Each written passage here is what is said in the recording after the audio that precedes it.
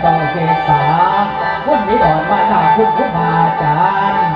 สาธุเด้อให้มาปลุกมาบังมากันมาเรืองยำลังโอ้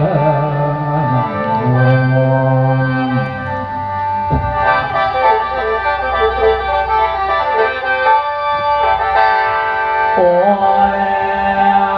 ละหัวพักเ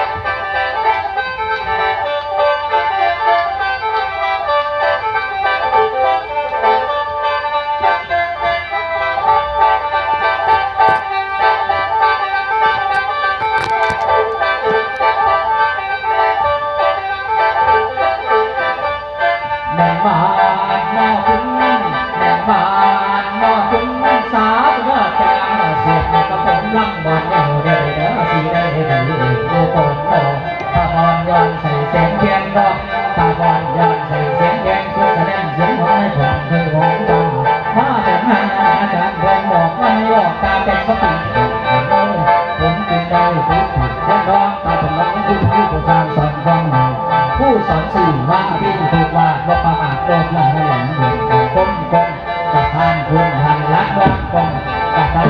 หันลักเมืองใหญ่เครื่องข้าผัดหนักสนข้ายาดังเธอยาสีมาตันทางทางลำบกรุ่งทั้งวันไว้มาถึงตัวตกปากผู้ทางไปทบแย้งย่ำเขาท้องราคาความดูผู้สอนไว้ให้ทางก่อนลักน้องแบบที่ในคนสองคนกับบ่าวคนพออินพงคนกับบ่าวคนพอยิ้มพุ่งพอไอ้ลุงพันพันส่งไปถึงนั้นไม่วันแม่ไม่ถึงแต่มึงว่าได้เรื่องทางไม่ถึงลูกดันร้อนมาหาถึงหาสมคุ้มคนหน้าสดใส่ความรู้ปัญญาถูกต้องและจะฟ้องไม่นั่งตีผิดล้มคนอีกทางบ้านหาคนทางเขาไม่ยอมมันด่าอยู่ตลอดเลี้ยงนี่เลี้ยงเจ้าคุณรู้นะคุณมาจากกระดาษเจ้าแนวผู้โยทรงคำฝ่ายบางการคุณในตัวนี้หาเศร้าผงมันคุณมีแก้วหรือสีอะไรผู้นอกเห็นการก็มาแรงติดตัวผมคนตามแนวตามสั่งผู้สอนคนตามแนวตามสั่งผู้สอนเสียงมาด้วยก่อนวางบนผ้าสิ้นทิ้งความเป็นประจันกลมบอกเป็นมุกแสดงตัวโกงผู้เกิดเศร้าเพียงให้เดาอยู่เป่าแจ้งผู้อยู่ให้เดาอยู่เป่าแจ้งผู้อยู่ผู้คือการสั่งว่างผู้หันสมควรจังแห่งคำลามันคุณเดินสดับที่อาราวัดขาอ่อนขาอย่างที่อาราวัดขา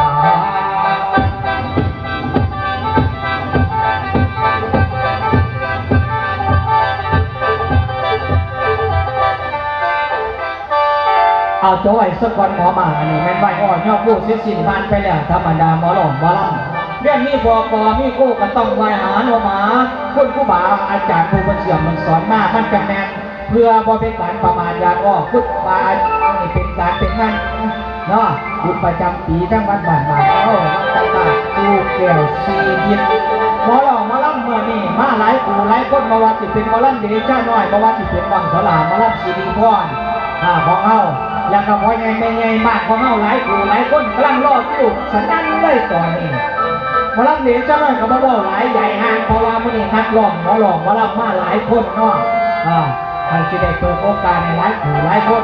มาพอดอาจือตาพ่อใหญ่คุณละฮอด4 โมงแลงคุณละจังเลิกลาผ้าจากกันมื้อนี้เนาะไม่ตัวเนาะหลังจากจบจากหมอลำเดชะน้อยครับน้องสลาหมอลำซีรีพ่อแล้วกสิพัดเปลี่ยนผันมุนเปลี่ยนไม่กันพอดใช่กันห้องใช่กันเดินก่อนหาหมองพักหมองเศร้าทุกคนอีกแค่ปากข้างหน้าอาจารย์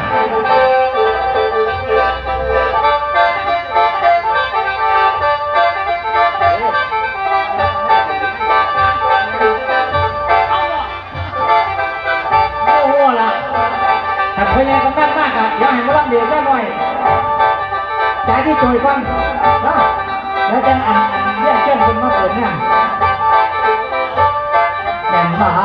นนอนายเด้อเจ้าคนพอสักผ้าฟังเด้อเจ้าคนพอสักผ้าจะนึกเข้ามาหยอดมอลำเสียงฟังเด้อเจ้าคนพอสักผ้าฟังเด้อเจ้าคนพอสักผ้า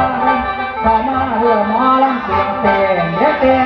ตีเล่นเก่งเก่งเล่นเก่งเล่นตีเล่นเก่งสัตว์ข้าเอ้ยเดี๋ยวพอหมอลำไอ้มาเบิ่งได้ชาละบอกกันข้าที่ละหมอลำเก่งนา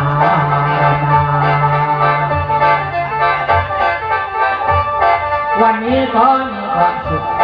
วันนี้ก็มีความสุขขอให้สนุกสุขสันนิหาพี่น้องเจ้าป่าสตาพี่น้องเจ้าป่าสตาอย่างผมมาขอบคุณขอบคุณ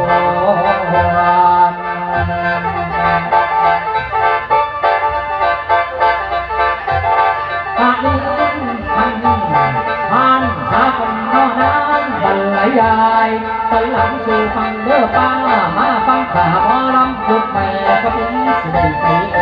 ล้ำจังแล้วจำนำลงไปจำแล้วจำมาเป็นนำลงไปสักไทยทั้งวันกันวันนี้พี่แนวดีก็สิหามาให้สักห้าเนี่ยตายเจ้าอีสานสิฮกเด็กทุกคนทุกคนเป็นหนึ่งเป็นจงมีนิยมกลมกล่อมมีการมีนิยมกลมกล่อมมีการยกมาอ่านอย่างนี้กันดังเดิมเอาดังเสริมเป็นบทเป็นกลองเพราะจะยกเอาต้องมาต้องข้ามันดาความเป็นมาข่าวหลังไปก่อนท้องแต่ร้อนยากเศร้าสามานมันดานั้นนี่คุณนักวันผู้ใดถึงโดนนั่งกับเจ้าแน่นอนบัดนี้ย่นทันเก่านี่มั่งสักพักเอ้ยคอยมันเก่าเรื่องหนูเจ้าอาจันยาจันอภัยร้านเพื่อเป็นดีหน่อยยาแล้ว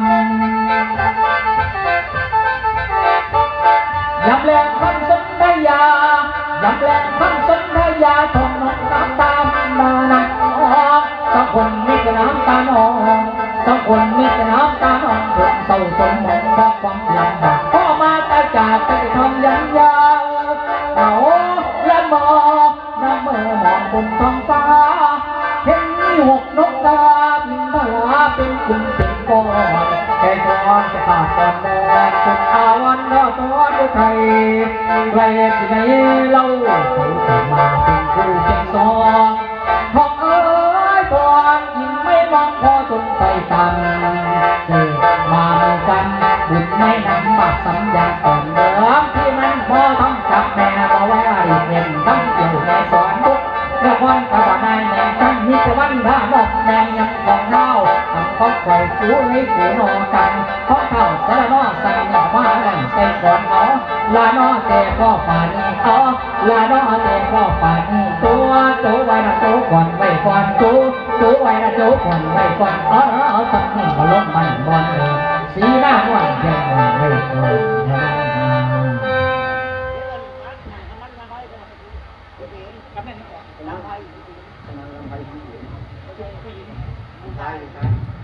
เรียนเชิญคุณพ่อกำนันลำให้นะครับน้องมาเปิดการเปิดงานในหมอหลวงหมอลำ